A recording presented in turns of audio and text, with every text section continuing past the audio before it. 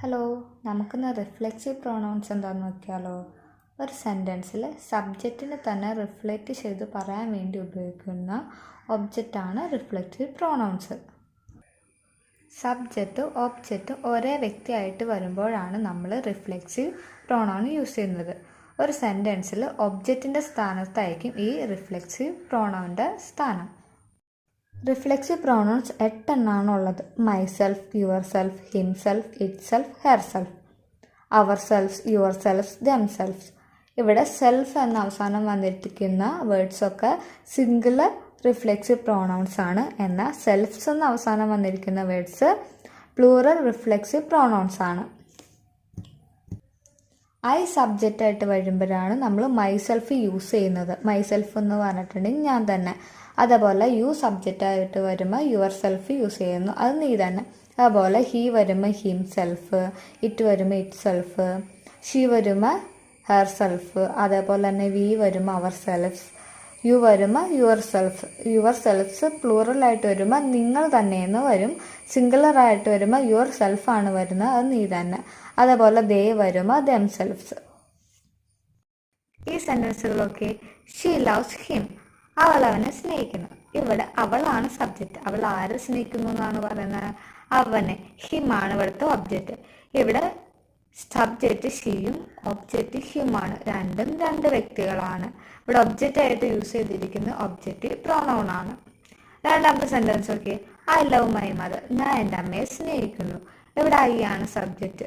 ഞാൻ ആരെ സ്നേഹിക്കുന്നു എന്നാണ് പറയുന്നത്? മൈ മദർ, എൻ്റെ അമ്മേനെയാണ് പറയുന്നത്. ഇവിടെ ഒബ്ജക്റ്റ് മൈ മദർ ആണ്. അവിടെ സബ്ജക്റ്റ് ഞാനും ഒബ്ജക്റ്റ് മൈ മദറാണ്. രണ്ടും രണ്ട് വ്യക്തികളാണ്. എന്നാൽ ഈ സെന്റൻസുകളൊക്കെ ഷീ ലവ്സ് ഹെർസെൽഫ്, അവൾ തന്നെ സ്നേഹിക്കുന്നു. ഇവിടെ സബ്ജക്റ്റ് ഷീ ആണ്. അവൾ ആരെ സ്നേഹിക്കുന്നു എന്നാണ് പറയുന്നത്? അവളെ തന്നെ. ഇവിടെ ഹെർ സെൽഫാണ് റിഫ്ലെക്സീവ് പ്രൊനൗൺ. ഇവിടെ സബ്ജക്റ്റ് അവള്, ഒബ്ജക്റ്റ് അവളെ തന്നെയാണ്. സബ്ജക്റ്റ് ഒബ്ജക്റ്റ് സെയിം ആണ്, ഒരു വ്യക്തി തന്നെയാണ്. അതുകൊണ്ടാണ് നമ്മളിവിടെ ഹെയർ സെൽഫ് എന്ന് പറഞ്ഞിരിക്കുന്ന റിഫ്ലെക്സീവ് പ്രൊനൗൺ യൂസ് ചെയ്തിരിക്കുന്നത്. രണ്ടാമത്തെ സെന്റൻസ് ഒക്കെ, ഐ ലവ് മൈ സെൽഫ്, ഞാൻ എന്നെ തന്നെ സ്നേഹിക്കുന്നു. ഇവിടെ ഐ ആണ് സബ്ജക്റ്റ്. ഞാൻ ആരെ സ്നേഹിക്കുന്നു എന്നാണ് പറഞ്ഞത്? എന്നെ തന്നെ. മൈ സെൽഫാണ് ഇവിടെ ഒബ്ജക്റ്റ്. ഇവിടെ സബ്ജക്റ്റ് ഒബ്ജക്റ്റ് ഒരാൾ തന്നെയാണ്. അതുകൊണ്ടാണ് നമ്മളിവിടെ മൈ സെൽഫ് എന്ന് പറഞ്ഞിരിക്കുന്ന റിഫ്ലെക്സീവ് പ്രൊനൗൺ യൂസ് ചെയ്തിരിക്കുന്നത്.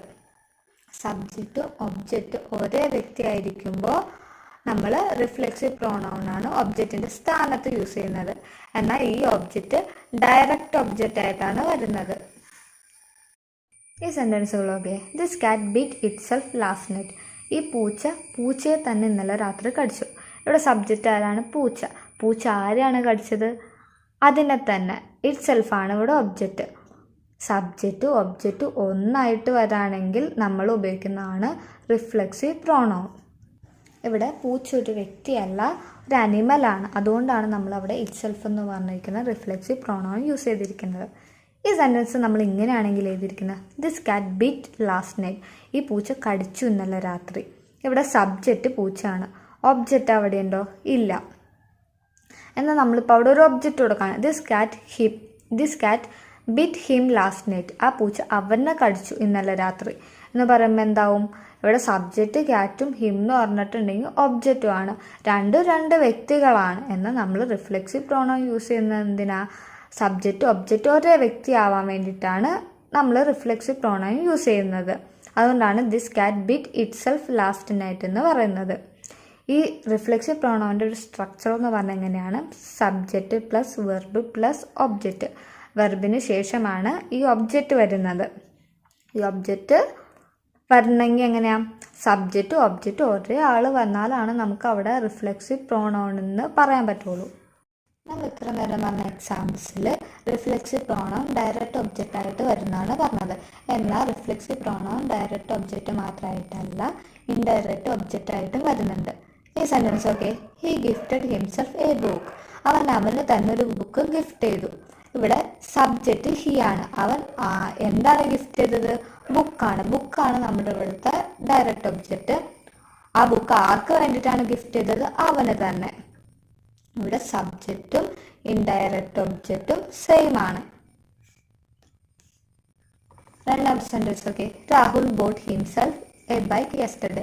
ഇന്നലെ രാഹുൽ അവന് തന്നെ ഒരു ബൈക്ക് വാങ്ങിയെന്നാണ് പറഞ്ഞിരിക്കുന്നത്. ഇവിടെ സബ്ജക്റ്റ് രാഹുലാണ്. രാഹുൽ ഇന്നലെ വാങ്ങിച്ചു. എന്ത് വാങ്ങിച്ചു എന്നാണ് പറഞ്ഞിരിക്കുന്നത്? എ ബൈക്ക്, ഒരു ബൈക്കാണ് ഇവിടെ ഡയറക്റ്റ് ഒബ്ജക്റ്റ്.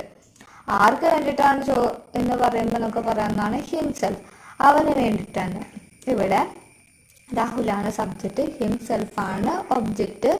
അത് ഡയറക്റ്റ് ഒബ്ജക്റ്റ് അല്ല, ഇൻഡയറക്റ്റ് ഒബ്ജക്റ്റ് ആണ് ഇവിടെ. ഈ ഇൻഡയറക്റ്റ് ഒബ്ജക്റ്റ് ആയിട്ട് വരുമ്പോൾ അതിൻ്റെ ഒരു സ്ട്രക്ചർ എന്ന് പറഞ്ഞാൽ എങ്ങനെയാണ്? Subject plus verb plus indirect object plus direct object. സബ്ജക്റ്റിന് ശേഷം വെർബ് വരുന്നു, വെർബിന് ശേഷം ഇൻഡയറക്റ്റ് ഒബ്ജക്റ്റ് വരുന്നു, അതിനുശേഷം ഡയറക്റ്റ് ഒബ്ജക്റ്റ് വരുന്നു. നമുക്കിനി ഈ രണ്ട് സെൻറ്റൻസുകളിൽ ഏത് സെൻറ്റൻസാണ് കറക്റ്റ് നോക്കാം. നോക്കിയേ, she made herself a cake. അവൾക്ക് വേണ്ടി തന്നെ ഒരു കേക്ക് ഉണ്ടാക്കി.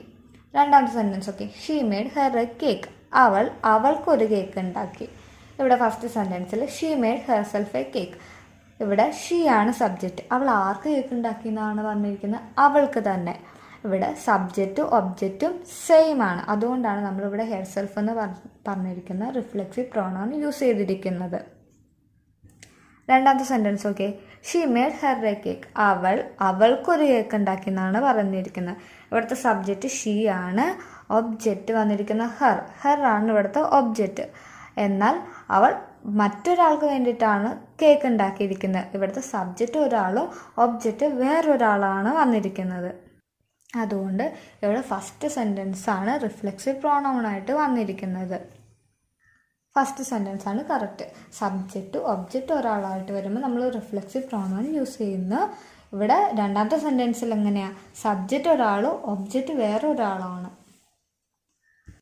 അതുകൊണ്ട് തന്നെ ഫസ്റ്റ് സെൻറ്റൻസ് ആണ് കറക്റ്റ്. അപ്പോൾ നമ്മൾ പഠിച്ചു, സബ്ജക്റ്റ് ഒബ്ജക്റ്റ് ഒരാൾ തന്നെ ആയിരിക്കുമ്പോഴാണ് നമ്മൾ റിഫ്ലെക്സീവ് പ്രോണൗൺ യൂസ് ചെയ്യുന്നത്. സബ്ജക്റ്റ് ഏതാണോ അതിനനുസരിച്ചുള്ള റിഫ്ലെക്സീവ് പ്രോണൗൺ വേണം യൂസ് ചെയ്യാനായിട്ട്.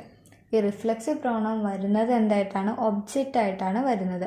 അത് ഡയറക്റ്റ് ഒബ്ജക്റ്റ് ആയിട്ടായിരിക്കും വരാം, അല്ലെങ്കിൽ ഇൻഡയറക്റ്റ് ഒബ്ജക്റ്റ് ആയിട്ടായിരിക്കും വരാം. വെർബിന് ശേഷമാണ് ഈ രണ്ട് ഡയറക്റ്റ് ഒബ്ജക്റ്റും ഇൻഡയറക്റ്റ് ഒബ്ജക്റ്റും വരുന്നത്.